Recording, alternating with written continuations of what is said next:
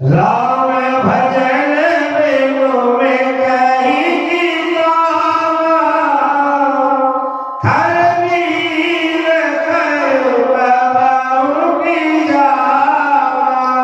गोस्वामी तुलसीदास जी ने कहा कि काल वो सुने गरुड़ जी से कह रहे हैं, गरुड़ जी सावधान होकर के कथा सुनना कि क्यों कि यहाँ बात विशेष चल रही है, क्योंकि उत्तर कांड है, इन सारे प्रश्नों का जवाब है। तो कहा कि बिन संतोष न कामना साई, तो कामना नसाई, तो कामना काय से और नसा ये है कि राम भजन बिनो ओ मिटहि न कामा। कि काय कैसे कि जैसे धरती नहीं था तो फिर वो पेड़ों का लगे हैं कहाँ, वो पेड़ों कहाँ लग सकते हैं? आकाश में का पेड़ों फल फूल के हैं तो वो अमृत हो गए हैं, नहीं, उसे पृथ्वी तत्व की आवश्यकता है, जब ही वह उत्पन्न और प्रकट हो सकता है, अंकुरित हो सकता है। इसी प्रकार जो राम जी का भजन है, कामनाओं को मिटाने के लिए राम जी का भजन अति आवश्यक है। बेलों में ज्ञान की समझावई, को अवकाश तेरा है बिनु पावई। देखो भैया, और बात बहुत कठिन, बहुत जटिल, ऐसी बातें हैं कि भैया जो परमात्मा की असीम कृपा चर्चा कर रहे हैं, जैसा ऊपर से निकल रहे वाले। यहाँ पर स्वामी तुलसीदास जी कहते हैं कि ज्ञानी तो हो सकता है, ज्ञानी माने पढ़ने वाला, ज्ञानी माने याद करने वाला, और विज्ञानी माने उसको तत्व से जानने वाला, उसको प्रैक्टिकल से जानने वाला। उमा कहो में अनुभव अपना, सत्य हरि भजन जगत सब सपना। अनुभव क्या है? जैसे कोई कह दे तो भाई 1 लाख रुपया हमसे ले गो जरूर दो, मन भैया ने मूल दो न ब्याज दो, पार सिको दो।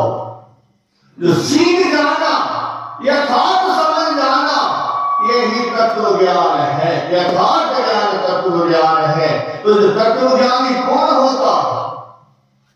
माता पार्वती कह रही है भगवान भोलेनाथ कि कहो पुकारी तुम एक हो धर्म प्रधारी, नारी सहस्त्र में कहो पुरारी, और तो एक हो धर्म व्रतधारी, और धर्मशील और कोटिन में कोई, और विषय विराग होई। और ऐसे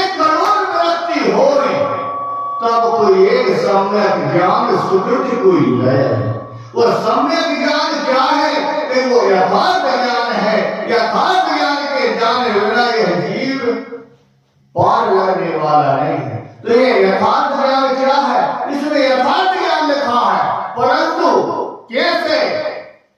जैसे कोयल अंडा नहीं रखती, भैया थोड़ी ध्यान से सुनिए बात है, और महाराज जी की और गुरु महाराज की कृपा इसलिए बोलना पड़ रहा कि कौआ अपने घोंसले में अंडा रखता है, परंतु कोयल कभी अपना घोंसला बना के अंडा नहीं रखती।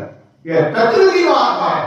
परंतु जब वो अंडा घेरा फोड़ता, कौआ फोड़ता, तो कौआ जब फोड़ देता है तो कोयल दूर से देखती कि मेरे बच्चे अब उड़ने वाले हो गए। और जब वो बच्चे उड़ने वाले हो जाते, वो दूर से आवाज आती, यार इस रामचरितमानस को अपन क्यों सुन रहे इतने ध्यान से? क्योंकि जन्म जन्म से अपन इस राम जी के चरित्रों को, भगवान की कथा को सुना है, परंतु वहां आकर के 84 लाख योनियों में घूमते घूमते अपने हृदय में वह कार्य में लग गया है। इसलिए साक्षात स्वरूप उस परमात्मा को अपन नहीं दिख रहा है। इस माया के देश में आकर के अपने लिए वह तत्व परमात्मा का स्वरूप नहीं दिख रहा है, तो अपने का बहुत बार सुन ले जाता था जो तत्व ज्ञान है, परंतु अपना अनजान है,